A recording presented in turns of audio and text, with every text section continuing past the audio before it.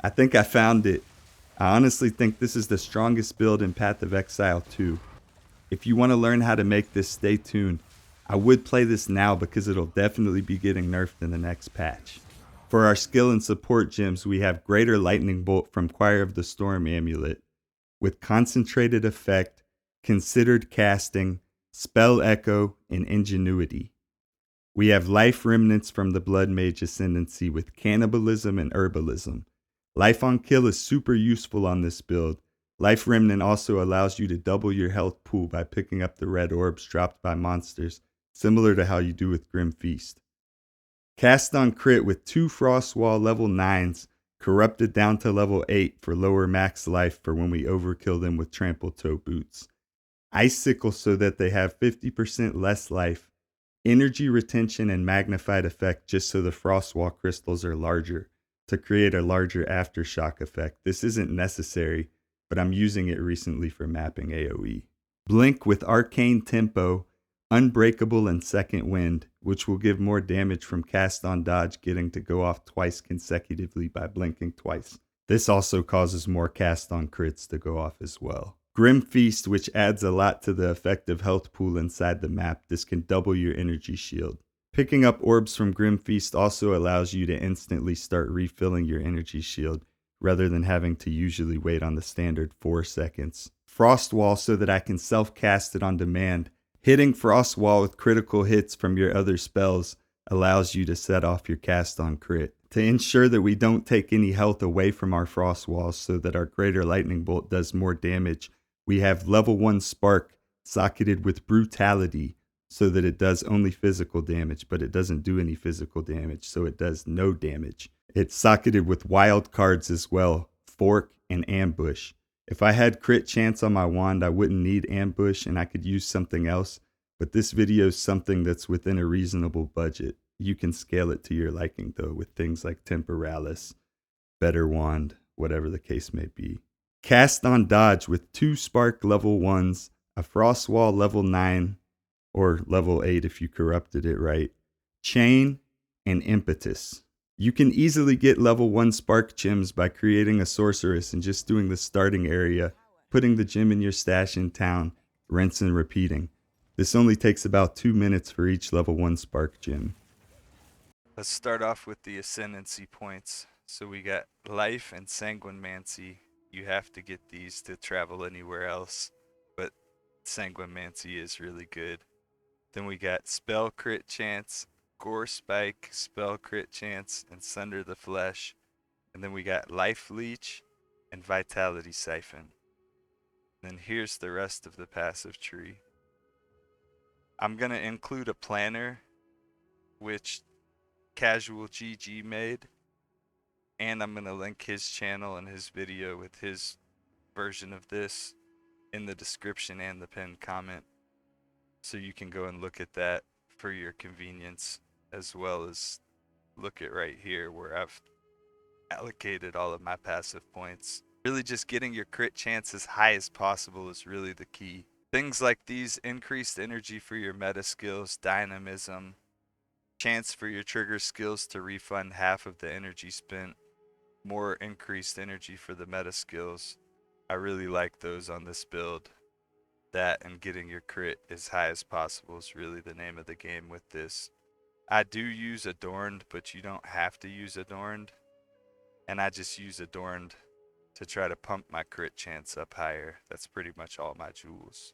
I'm only level 89 at the moment. Here's all my gear. So we have the wand. The key with this build is having damage as extra on your wand. That's really what you're going to get the most out of, because damage as extra applies to the overkill damage on the Trample Toe Boots.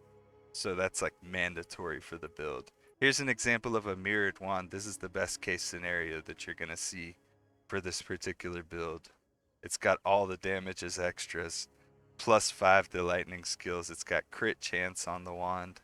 We don't have crit chance on our wand, so that's the reason why we use that ambush support gem. So we got a prismatic ring at Zeri's Acuity. This leech from critical hits is instant, goes really well with the leech on our ascendancy.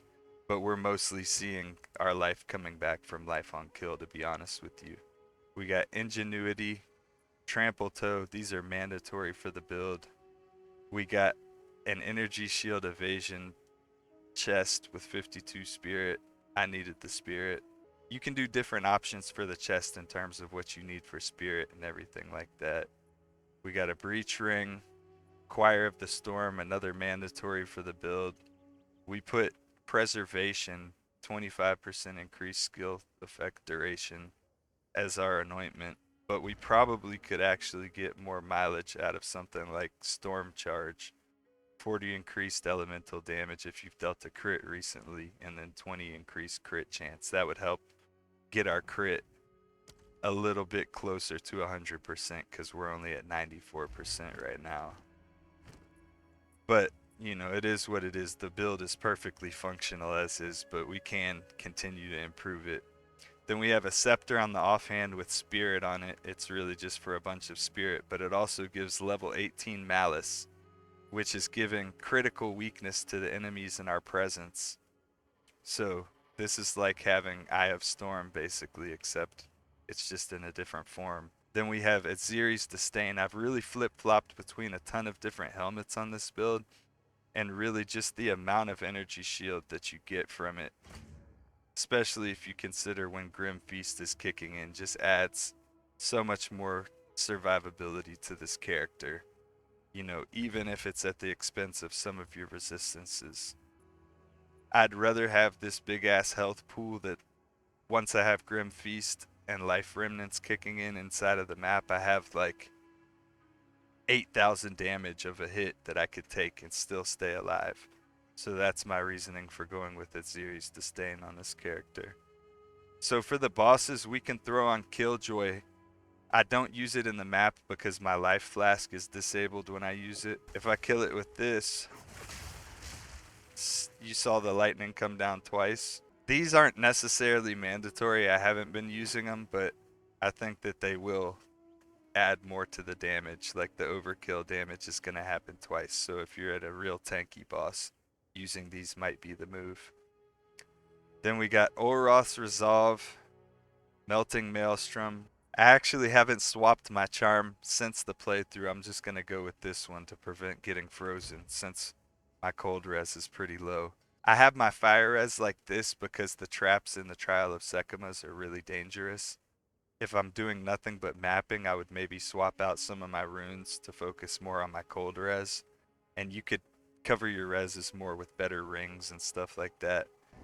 Alright, so we allocated Storm Charge on a new amulet, and then we got a helmet with crit chance on it to give us 100% crit chance, which is the ideal situation.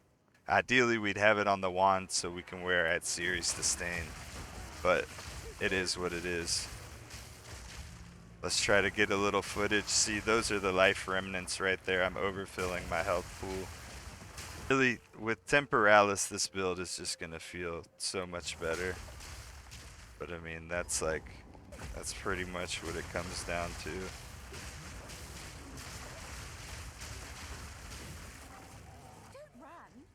Where are you running? See, so the malice is kicking in on him though. So we don't have to be crit capped inside of the tooltip.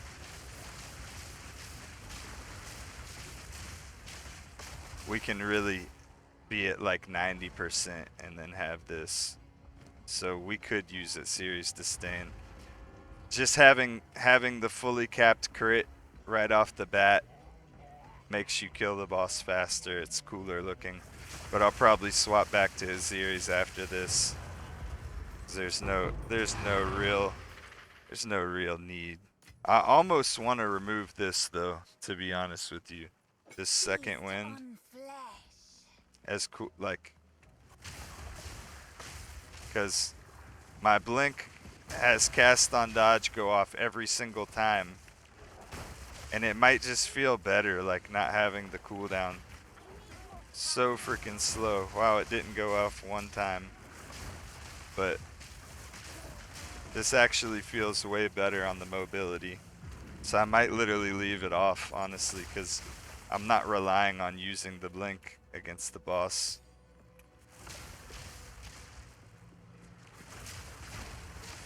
Let me know what you think. I actually think I like the way this feels a lot more. So I think I'm literally gonna put something else onto my blink as a support gem.